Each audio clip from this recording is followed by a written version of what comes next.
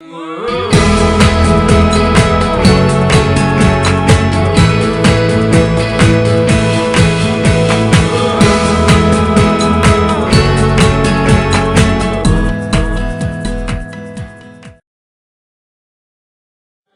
up Richard Duncan, and let me explain why I was really blown away with Richard's books. I understood the Federal Reserve System fairly well, but I didn't understand the global system. So what I found out was that basically when we had the Federal Reserve, it eventually went to the IMF and the World Bank. And the IMF and the World Bank sort of required the rest of the world to copy the Federal Reserve System. So what Richard explained is why the replication of the Federal Reserve System throughout the world, putting the world on the dollar standard, not the gold standard, in 1971, was a massive change. And then so he'll explain why we have these rolling booms and busts. So Michael explained the internal system.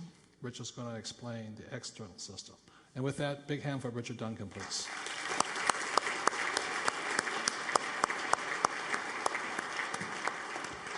It's an honor. Thank you for your patience. Thank you. It's a real pleasure to be here. The new book is called The Corruption of Capitalism because I believe that capitalism has been corrupted by paper money and very large government budget deficits beginning in the 1960s. So let me begin with this thought. When I was born in 1960, the political leaders of the United States believed very strongly that it was their duty to balance the budget and to ensure that the country's money was sound, in other words, backed by gold. They believed it just as their fathers and grandfathers and great-grandfathers had believed it. And they feared that if they didn't do these things, that something very, very bad would happen. And they were right. By the time I turned 12, those core principles of economic orthodoxy, balanced budgets and sound money, had been abandoned. And that set off a worldwide credit bubble that was a great deal of fun while it lasted, but in 2008, that blew up. So that's what I'm going to talk about, the abandonment of the core principles of economic orthodoxy. First, I'll talk about the past, how we got here. Then I'll talk about where we are now with the US economy and the global economy. And then I'll discuss two possible future scenarios, a very bad scenario and a good scenario.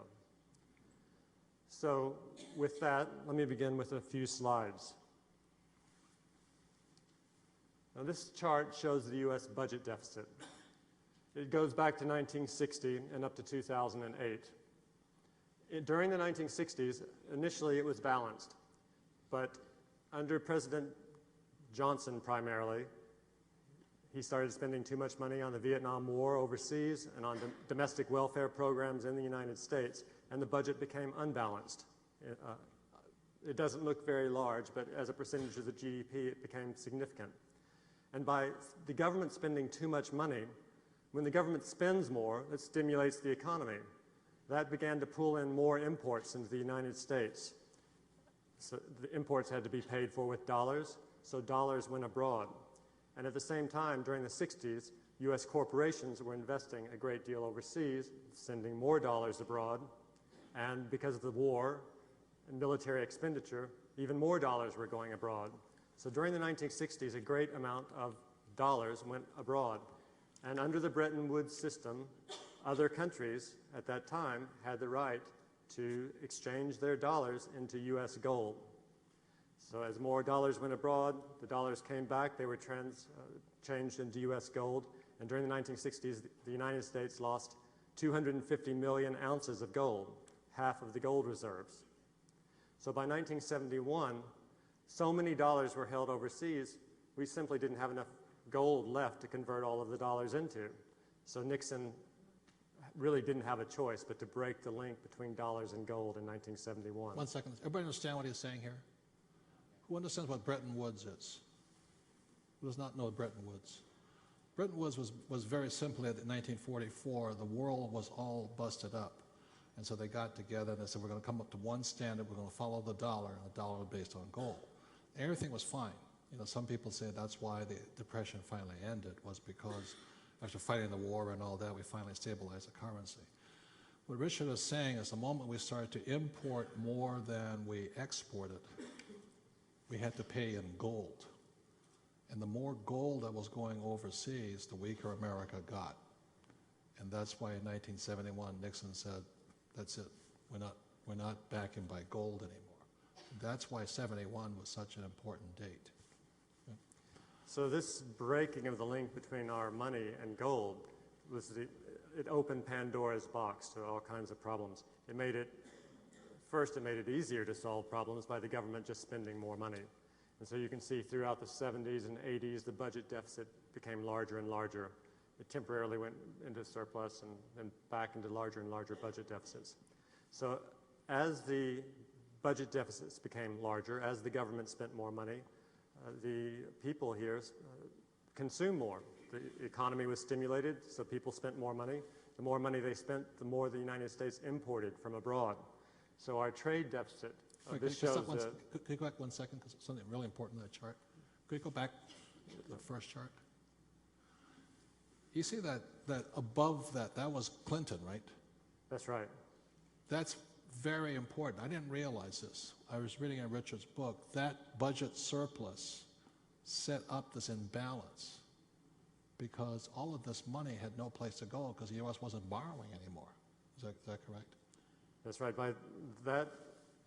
By 98, 99, 2000, the U.S. was in a budget surplus. This was very unusual. Other countries and investors had become accustomed to buying large amounts of newly issued government debt every year. But when the budget went into surplus, the government didn't issue any more debt. And so the money that would have gone into government debt had to go into other types of assets, and it went into the stock market. And so that's why during those years we got the stock market boom, the NASDAQ bubble. There weren't any new government bonds to absorb the dollars that normally were going into government bonds, so that money went elsewhere. There weren't any government bonds to put it in, so it went into stocks and created the stock market bubble. So as long as there's all this money, the U.S. debt, and we had a debt, they could just buy our bonds. Everything was fine. But when Clinton balanced the budget, they had no place to go. It went into the bubble, into the stock market. But didn't it also go to Fannie and Freddie at that point? Well, I have some very good charts on that. Okay, good. He explained it so clearly. I went, holy mackerel. Yeah. So as the budget deficit became bigger, our trade deficit became bigger. Now I'm going to spend a little bit of time talking about this chart. This is the U.S. current account deficit. The trade deficit, the current account deficit, it's more or less the same. Now notice that, again, it goes back to 1960. Notice that it used to be balanced. But once the link between dollars and gold broke, it started becoming more and more unbalanced. Now let me explain why. Under a gold standard and even the Bretton Woods system, trade between countries more or less had to balance. Because under a gold standard, if one country had a trade deficit, it had to pay for its deficit with gold. And it was not possible for a country to have a very large trade deficit year after year after year after year, because there was only a limited amount of gold in the United States or any country to pay for it. So it's very important to understand how the gold standard worked, to understand what's gone wrong once the gold standard stopped working. So let me give you an example. 150 years ago, if England had a big trade deficit with France, England's gold would literally have been put on a ship and sent over to France. And because gold was money, this would have made the money supply in England contract. And as the money supply contracted, the economy would have gone into recession, and unemployment would have gone up, and there would have been deflation. And the opposite would have happened in France. As the gold went into France, their money supply would have expanded, their credit would have expanded, their economy would have boomed, and they would have had inflation. So pretty soon, the rich French would start buying more cheap English products, and the poor unemployed English would stop buying so many expensive French products, and the trade would come into balance again. So there was an automatic adjustment mechanism under the gold standard that ensured that trade balanced. Now, notice what happened starting in the early 70s with this break in Bretton Woods. The United States started running larger and larger trade deficits, initially with Japan. So Japan had the big surplus, but the U.S. wasn't paying Japan with gold. It was paying with paper dollars. So dollars went into Japan. They weren't quite as good as gold, but almost. They were exogenous to the Japanese economy, so they caused the money supply in Japan to expand, and the economy boomed and boomed. But in the United States, we weren't paying with a limited amount of gold reserves anymore. We were paying with paper dollars, or treasury bonds denominated in paper dollars. So the U.S. didn't deflate like England in my earlier example. Instead, Japan just kept booming and booming and booming until they say that the gardens around the Imperial Palace in Tokyo were supposed to be worth more than California. And then the Japanese bubble popped, as every bubble does. And now that's what we've seen in country after country. The automatic adjustment mechanism didn't work anymore. The U.S. trade deficit started becoming larger and larger. This was during the 80s, it temporarily, and then during the 90s, as China entered the global economy, the trade deficit became larger and larger until in 2006, the U.S. trade deficit was $800 billion. That's $2 million a minute that the United States was going into debt to the rest of the world. And of course, the more the United States bought from other countries, the more other countries' economies expanded and boomed.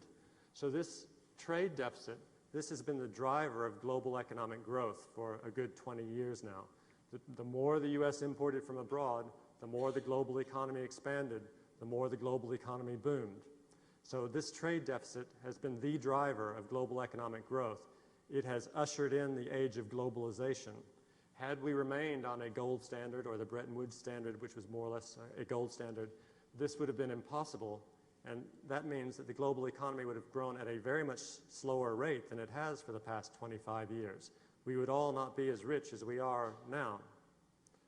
However, it wouldn't have led to this crisis because ultimately the United States, at least the private sector in the United States, was incapable of repaying this debt and went bust. And the government has had to step in, but I will come to that in a minute. So the point is, this trade deficit has been the driver of growth in the world. It was only possible because we were financing it with paper dollar debt that created a global credit bubble. Okay. Take a moment and discuss that. That was a lot of information in just a few minutes, okay? Again, if you don't understand it, don't worry, just pretend you do. Ready, go. And stop. Thank you. How many people kind of understand when we were on the gold standard why the mechanism would right itself? Okay, because if you spent too much money, you just couldn't spend anymore, go down, you'd produce more, money would come back in. Okay. How many people understand the idea that this is what Richard's book I caught on. By going off the gold standard, if let's say Japan shipped us material and we shipped them dollars, they had to ship that money back to us by our bonds, right, or something like that. So it actually caused a boom in both countries.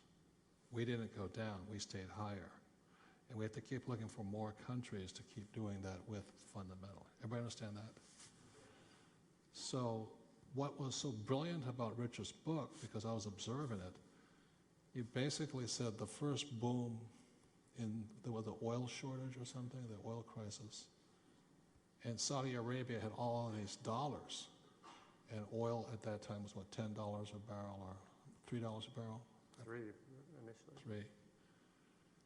And so when inflation hit, they charged more for the oil. And the Saudis then pumped the money into London. So these dollars sat offshore in London. So that's why they're the LIBOR, London Interbank Overnight Rate. The important thing with Richard blew me away when you wrote that, I understood for the first time why the Federal Reserve had lost power. Because by 1970, there was more dollars sitting offshore.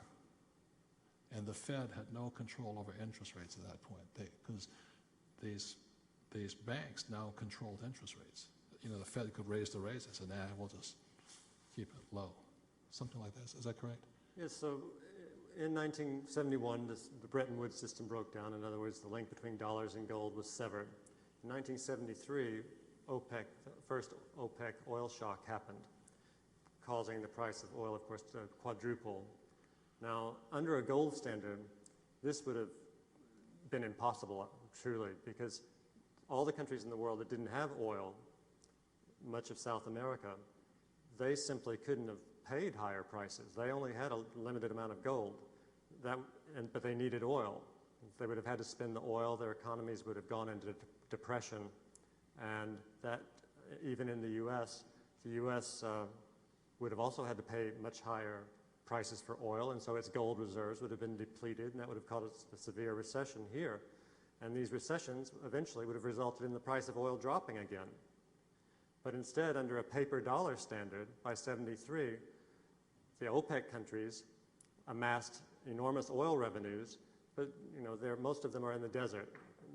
They didn't have anywhere to invest all this money. And so they deposited it in banks, mostly banks in London, American banks in London for the most part. Those American banks lent this money, the oil revenues, to the South American countries. Stop. Okay, 1 second. This is the whole point here. And this is where my rich dad kicked in, so I understood it.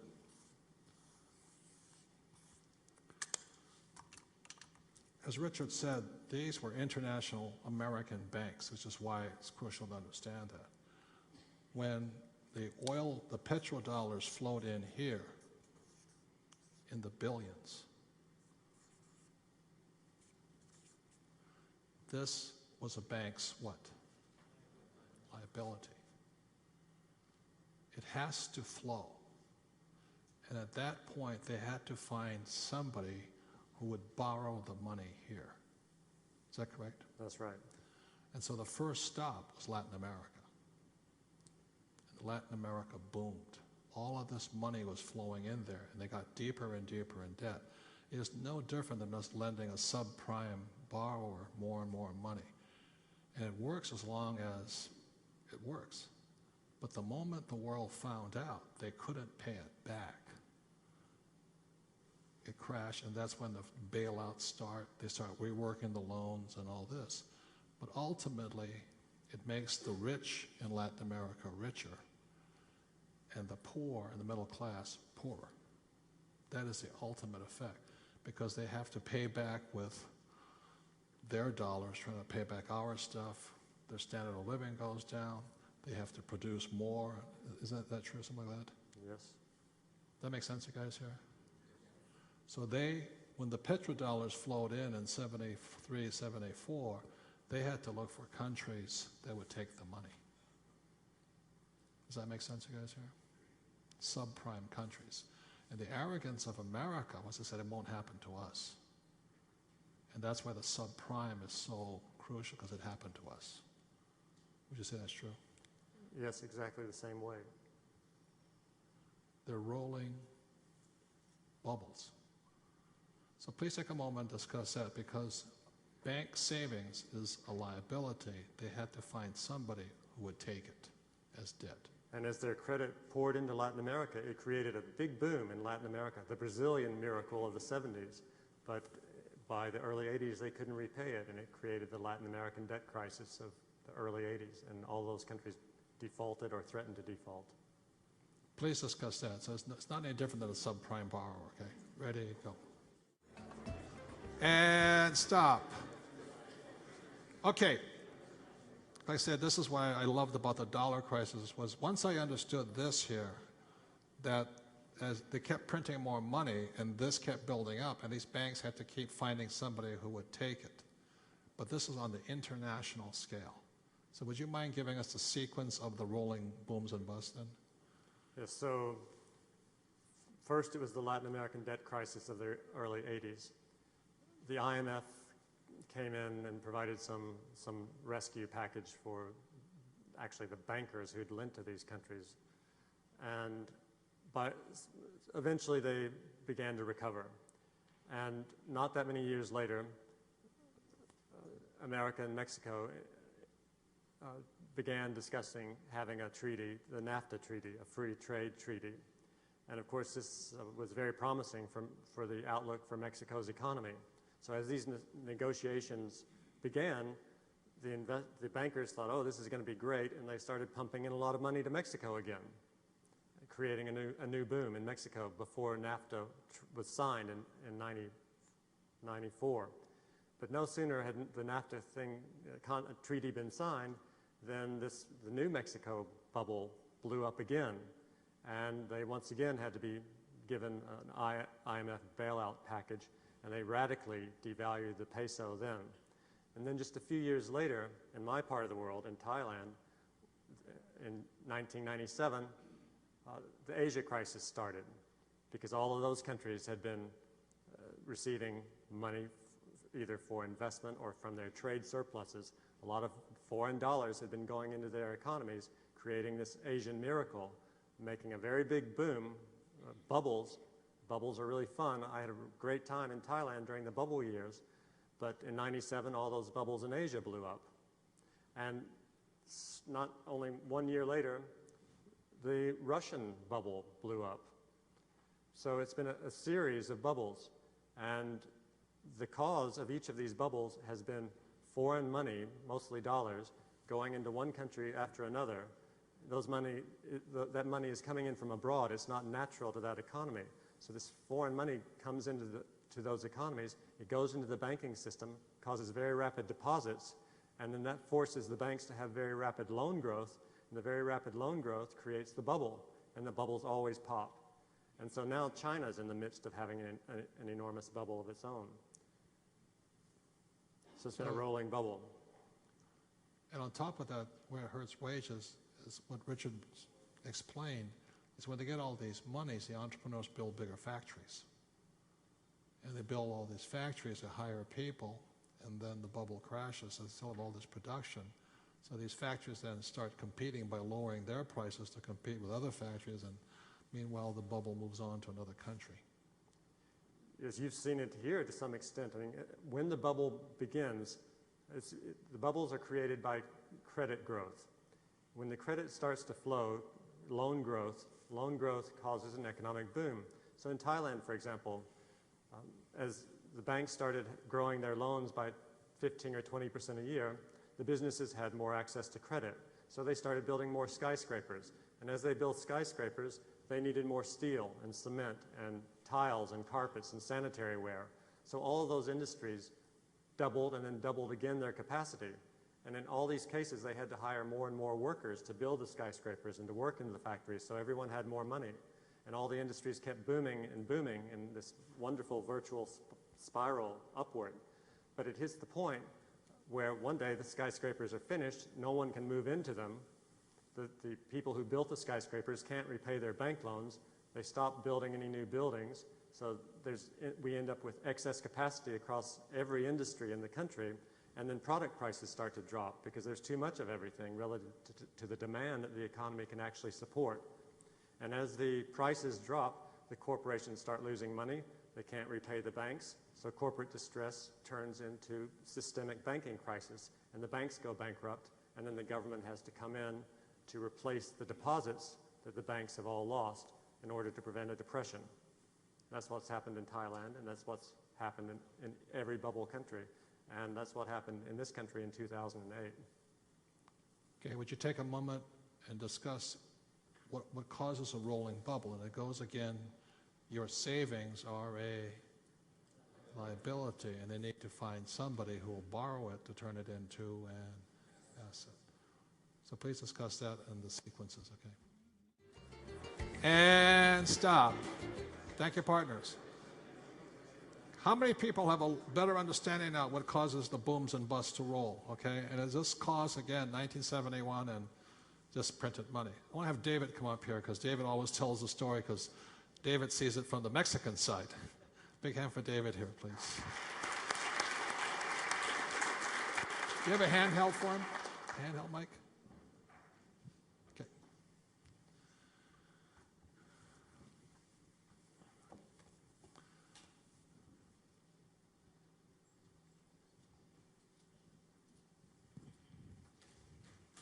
Okay.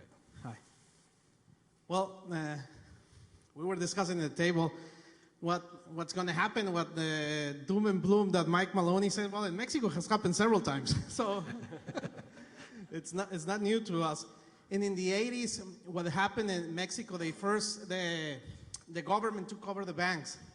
So the first step was privatization of the banks. Does that sound familiar? Then they make it, then for the regular citizen, it was illegal for you to have dollars. So they say, now all the dollars, we're going to exchange it for pesos. So if you had dollars in the bank account, it got frozen by the government, and it was turned into pesos. So now you have pesos. And then the president went on TV and says, I'm going to defend the dollar like a dog. And he was famous for that, no? The following day, devaluation, and we end up with 10% of our money approximately. Explain that. So what was the exchange rate before that? I don't remember exactly the numbers. I was like 14 years old, but I remember my father crying, and I don't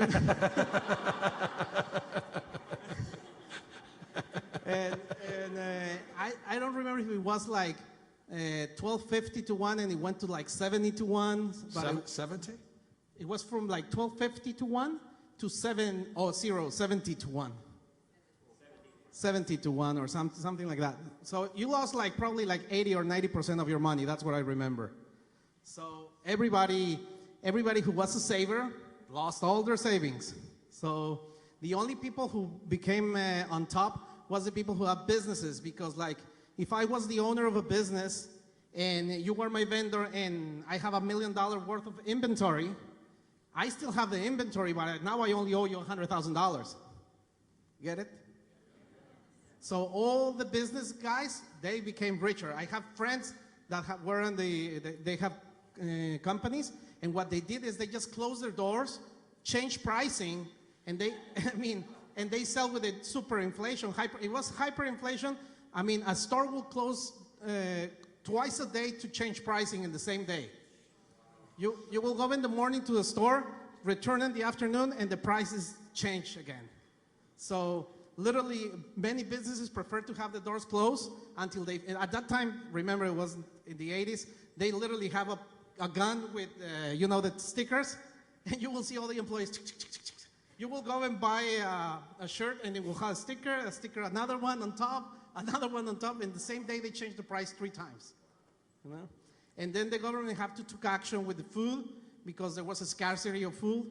You will have to like get online to get tomatoes and to get food, and they will choose a basket of products that you cannot change the pricing, because otherwise we would have a revolution over there. Okay, that's called wage and price controls. Nixon tried it also. So they call it the basic basket of products. So like I think it was bread, milk, and eggs, like 10 items. Some meat. And that you cannot raise prices on those, because otherwise nobody will have anything to eat. And what that does, it drives the farmers bust. Nixon tried it was called wage and price controls. Other side of it, in the 80s, my friends had stores on the American side of the Mexican border, and they went bust too, because their Mexican clients couldn't afford to buy anything from my friend's store. So the American side, they went bust. Okay. Also, everybody who owed money to other countries, they just don't pay the debt. I mean, many businesses that were buying from the U.S. or from China, they say, I cannot pay, so they just stop their payments. What is that called? Default. Would you explain that? That whole thing.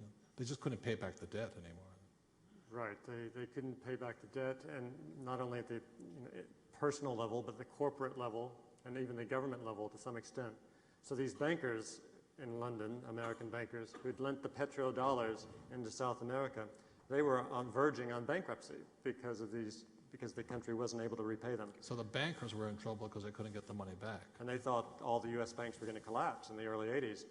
So the IMF stepped in and made a loan to Mexico that gave Mexico the money to pay back the bankers. But they forced Mexico to go through an austerity program, cutting wages and spending less money on social welfare programs and squeezing the poor people. Is that going on in Greece right now? It's about to start. Now, in the, where's Candy Macro? On the B-class apartments, and all those apartments, B and C, they frozen the rents also. So your mortgage was frozen, your mortgage became very little, but you couldn't raise the rents. So at the end, the owner of the building was fine because he was still paying their mortgage. And the people who was living on those apartments, they were just paying a frozen rent. So that's how they avoided a revolution, actually. Yeah, it's wage, price, rent controls. It's all coming. And that's why you remember when the farmers were throwing milk, they weren't bringing their products to market. It's because they would go broke if they sold it into the marketplace. And so I remember that when Nixon tried it.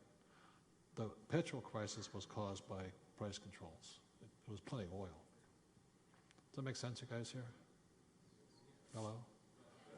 So that's why Richard's work was just mind-blowing.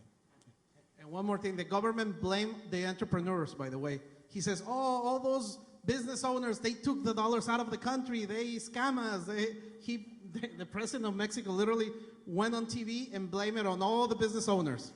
Is that coming? Oh, yes. And it's really not entrepreneurs, it's government policy. As I said, what Bucky said, the big corporations influence the government via taxes. And that's why, what did you say last night? What was that, the bill in the campaign lending law that just changed?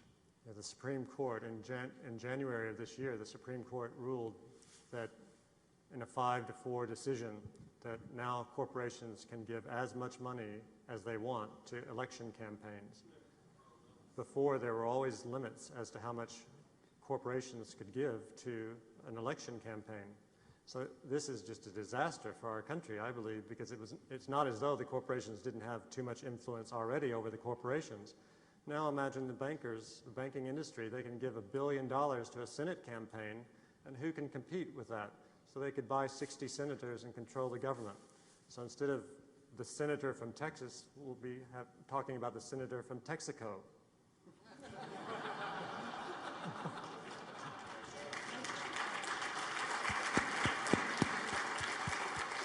It will be the United Corporations of America instead of the United States. So it's a disaster, and we really need to do something about it. So when somebody says, you know, we have the power of the vote, that's not true. It's not one man, one vote. It's $1 million per vote.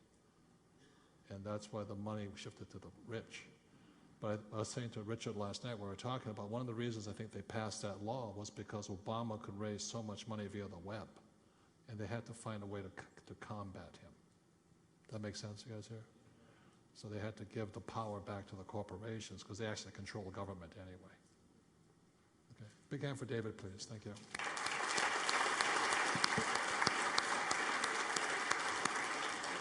Okay, 1 minute, discuss what you just learned. And stop. Thank you, partners. I'll be really clear. I'm not an anarchist. I just would rather be on the B and the I side than the E and S side. Everybody clear on that one? Hello? Yes. That's the only difference, okay? Keep going.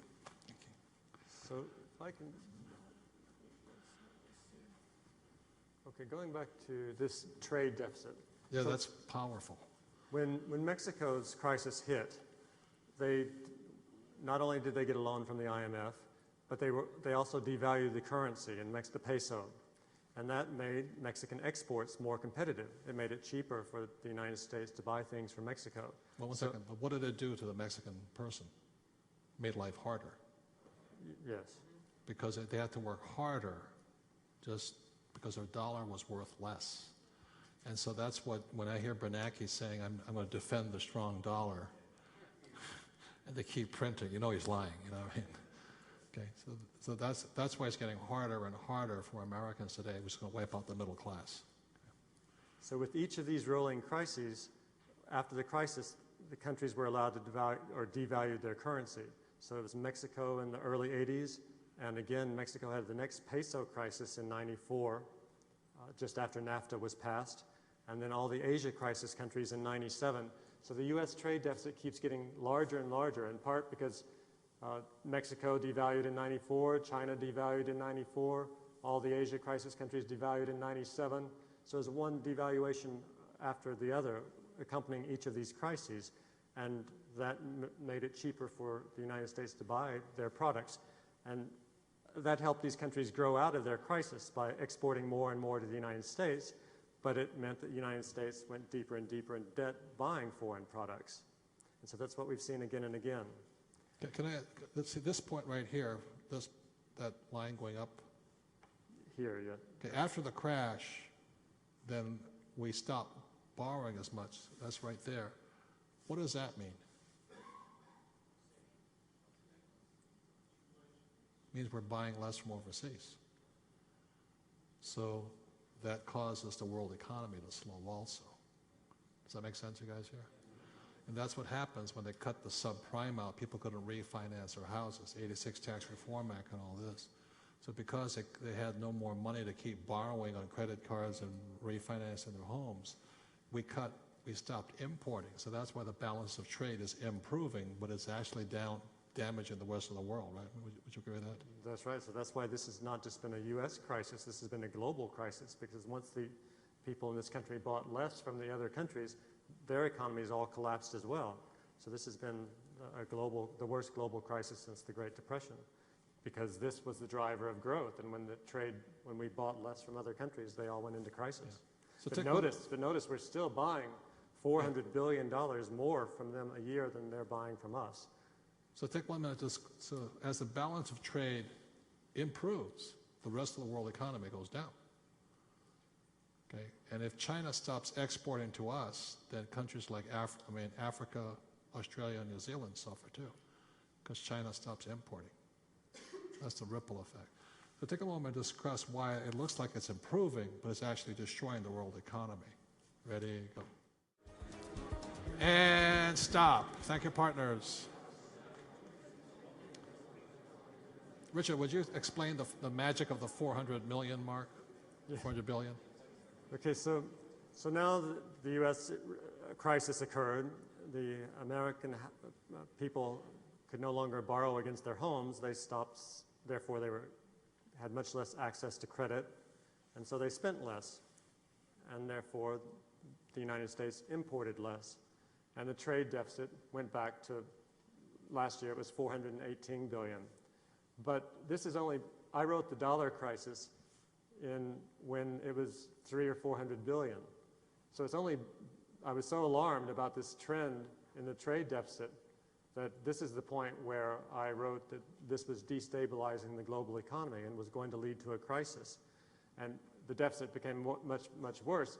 So it has corrected, but by no means have we resolved these imbalances. So instead of going into debt to the rest of the world at the rate of $2 million a minute, as we were doing here, now we're going into debt to the rest of the world at the rate of $1 million a minute.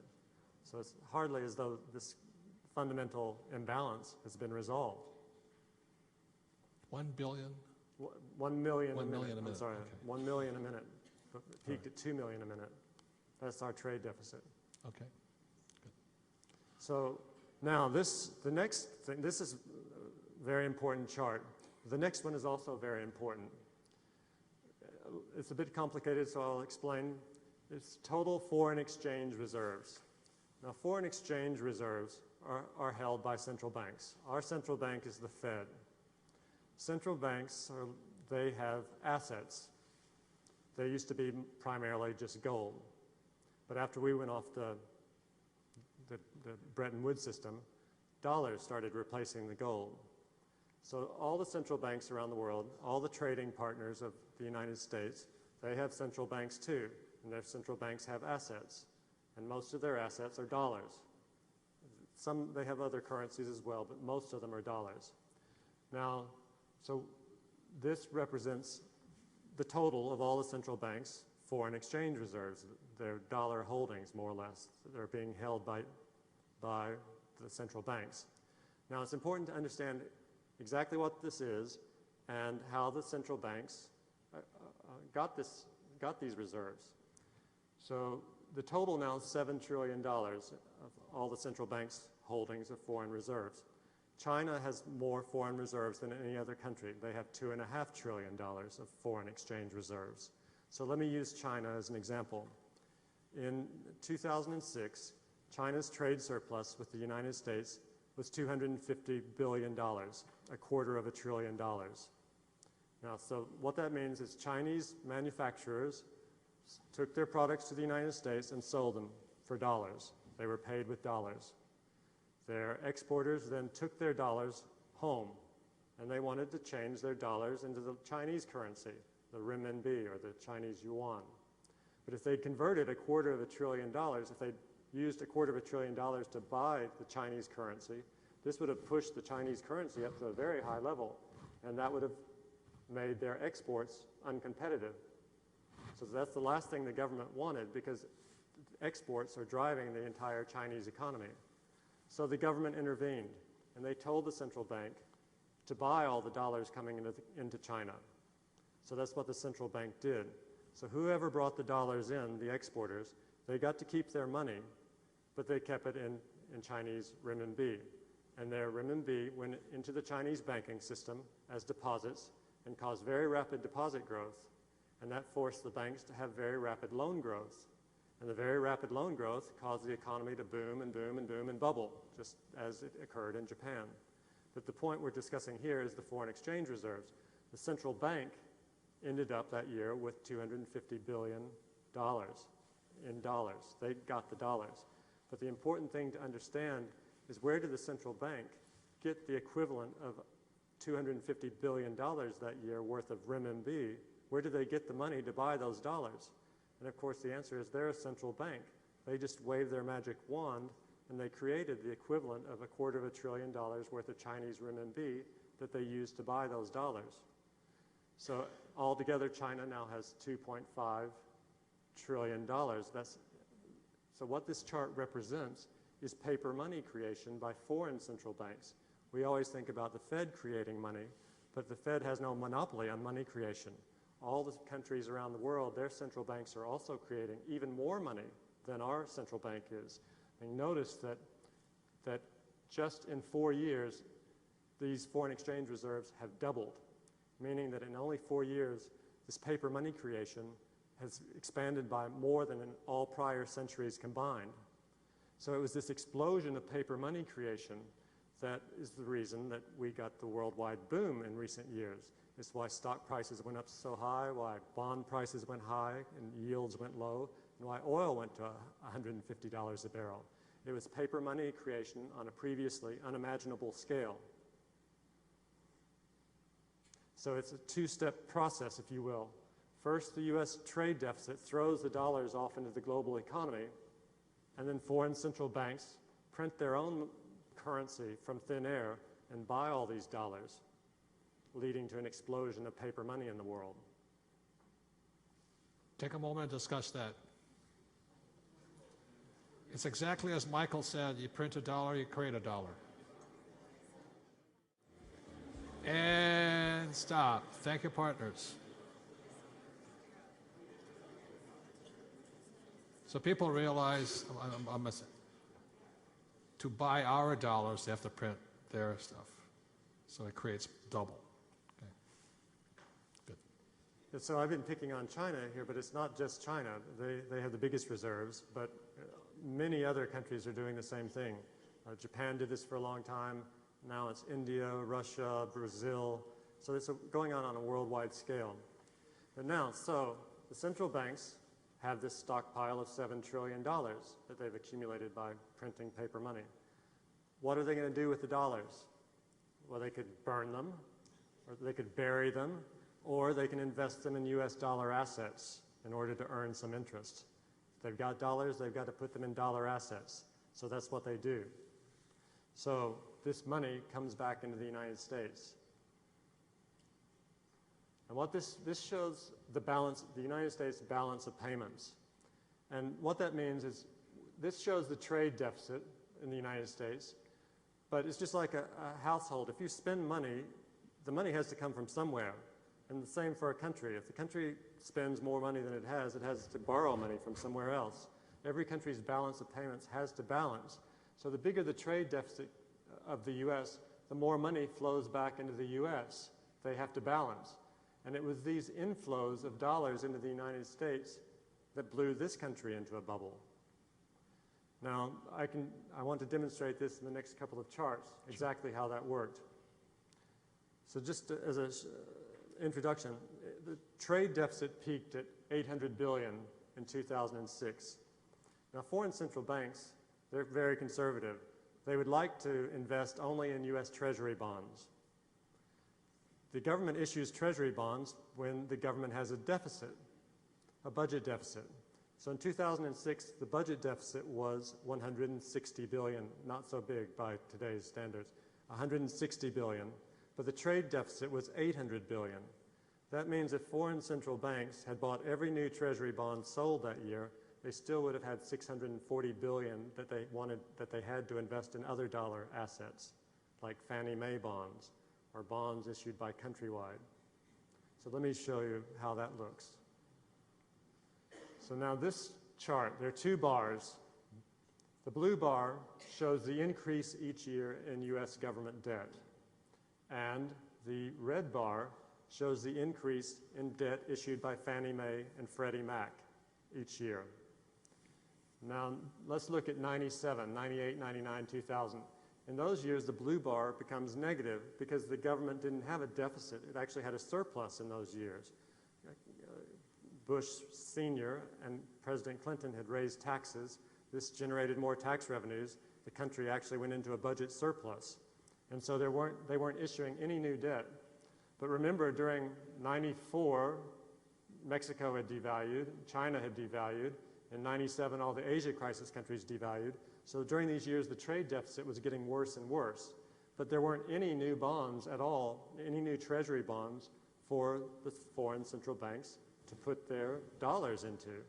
And so this created a fantastic opportunity for Fannie Mae and Freddie Mac to sell more bonds to foreign central banks, because Fannie and Freddie were considered the next best thing to government debt. They had the implicit guarantee of the government. So during these years when the treasury bonds were not being issued, Fannie and Freddie tripled their debt issuance to $600 billion a year. And as they grew their debt, all that was required for Franklin Raines to make $10 million bonuses every year was for them to grow their assets. And their assets, of course, were mortgages. So as they started buying up mortgages, and this was the beginning of the property bubble in the U.S. in 98, 99, 2000. That's when I was living in Washington. And I know the property market was on fire then. If you wanted, someone put a for sale sign in his front yard, if you wanted that house, you had to call that day and bid more than the asking price to get it. And this is why, because Fannie and Freddie were selling their debt to foreign central banks. Do you understand that, guys?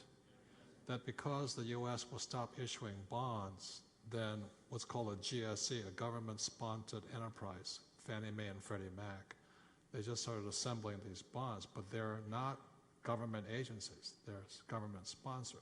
So everybody assumed that the government would back them up. So this guy, Franklin Raines, is a private citizen. He basically paid himself $10 million, kept borrowing more from these foreign banks. But if he borrows money, he has to lend it out also, and that's what caused the housing bubble.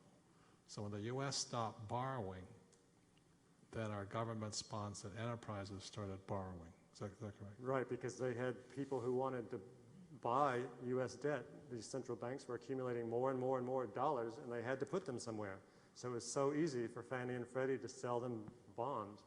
And so they started selling $600 billion worth of bonds a year.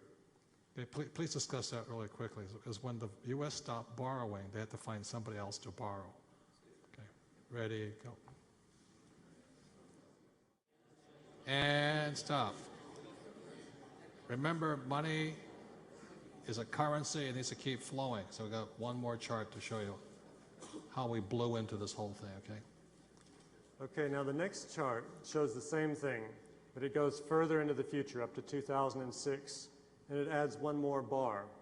The white bar shows the increase in debt issued each year by the private sector issuers of asset-backed securities, like Countrywide and IndyMac. Okay, so for 6 years in a row, Fannie and Freddie sold an average of $600 billion worth of debt. in a 6-year period, they sold $3 trillion worth of debt in a 6-year period. Now, this is an enormous amount of money. At this time, the entire amount of U.S. government debt outstanding, the government's debt, the total government debt at this time was about $5 trillion. With $5 trillion worth of debt, the United States had fought World War II, the Korean War, the Cold War, the Vietnam War, and launched numerous social welfare programs and had $5 trillion worth of debt over a 60-year period. And in 6 years, Fannie and Freddie come along and sell $3 trillion worth of debt, buy up a lot of property, drive up the property market into a bubble, and destabilize the entire world. So clearly something had to be done to stop this, stop Fannie and Freddie.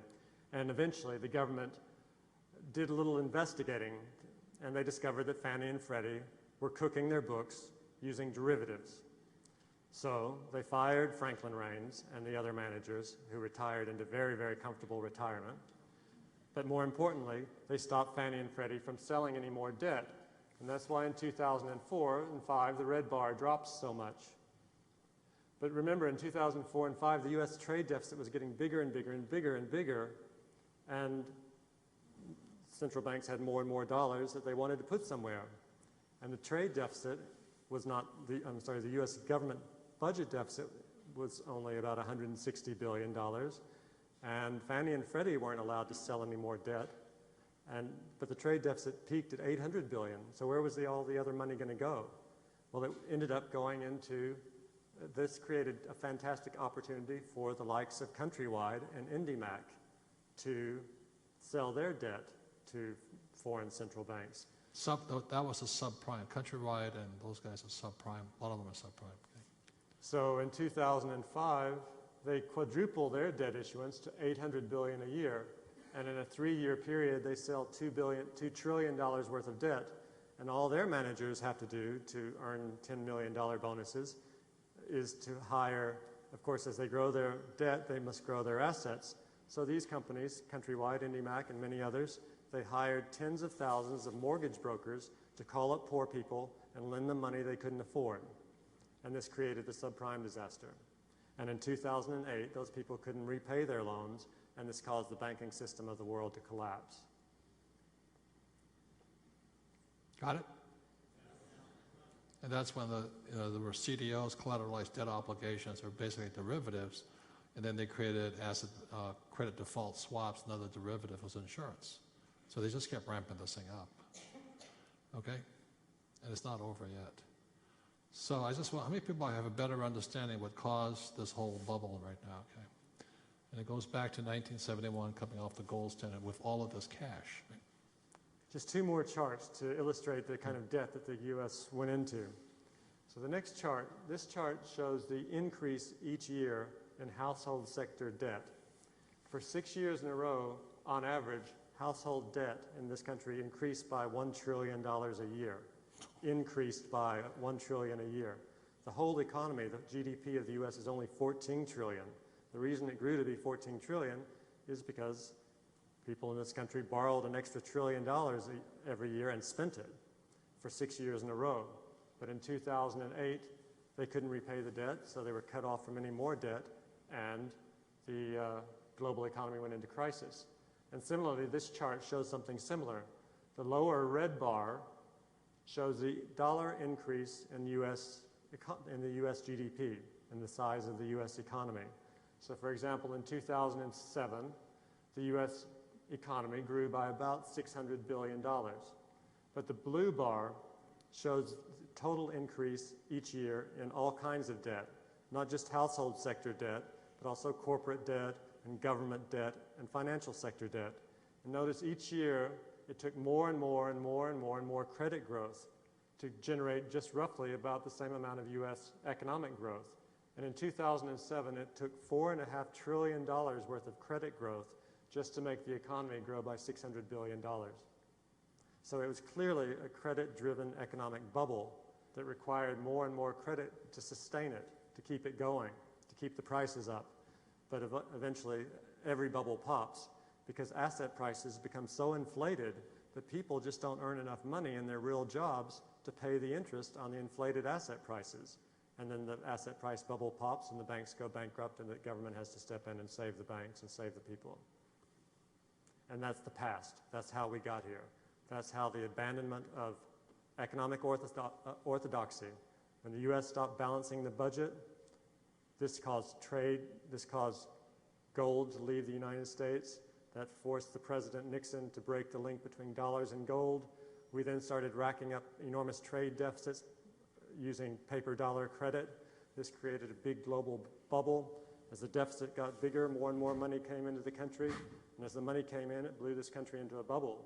And when the people couldn't repay that debt, the bubble popped, and we went into the new depression. So what's the bad news?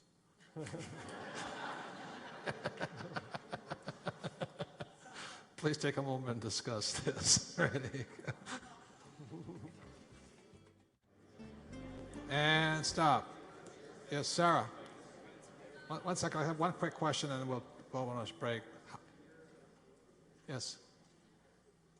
Richard, you talked about how this all started with the trade imbalance and so much of the U.S. money going overseas, and that Nixon didn't have a choice to take us off of the gold standard. Well, he did have a choice. But since we were still on the gold standard at that point, shouldn't that automatic readjusting, shouldn't that have happened if Nixon hadn't done that, if he just let things be? Yes. Yes, if he had let things be, we would have completely run out of gold and starved to death and stopped buying things from other countries. But truly, what he should have done, the United States won World War II, of course, and we created the Bretton Woods system. We created these rules. And what he should have done is he should have made the U.S. government spend much less money than it did, creating a recession in this country, perhaps a severe recession. And then we would have stopped buying so much from other countries, and our dollars would have stopped flowing overseas. And in fact, other countries, our trade deficit could have turned into a trade surplus, but that would have required a severe recession, and that would have cost him his re-election. So rather than losing the election, he destroyed the global international monetary system. So he had to do it.